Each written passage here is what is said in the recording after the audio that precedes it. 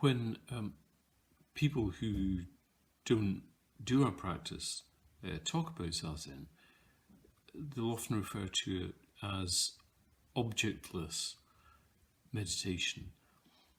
And what they mean by that is that there isn't something like a mandala or a mantra or an object that we fix our attention on when we're doing Zazen.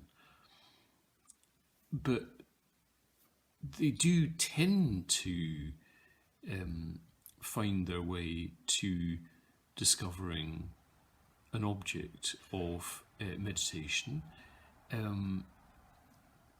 but they'll describe it as being something like awareness itself. So they'll say that in Zazen we're aware of our awareness, or they may say that we are aware of emptiness or of dependent origination.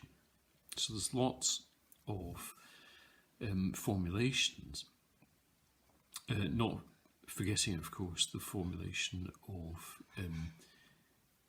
bringing the attention back to the body and the breath, and hence assuming that that's the object of meditation.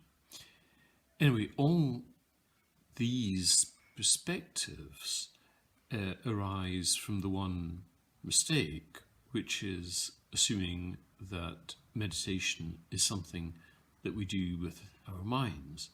And because the mind is inherently dualistic, then that way of looking at things will always be divided into a subject and an object. But that's not our practice.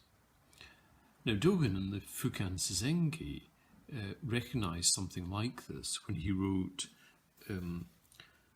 you could be proud of your understanding and have abundant realization, or acquire outstanding wisdom and attain the way by clarifying the mind. Still, if you are wandering about in your head, you may miss the vital path of letting your body leap. So that's the Tanahashi translation.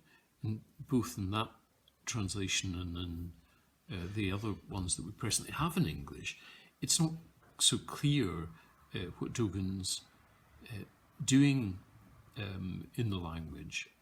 So if you look at it, he's making a kind of joke. So the suggestion is that if we understand Zazen intellectually, as it were, our head gets stuck, so we can kind of stick our head into the room of Zazen, as it were, but we can't get our body in. Whereas if we can get our body in, then our mind will follow. But of course we can't get our body in intentionally. We have to, as it were, fall into the space.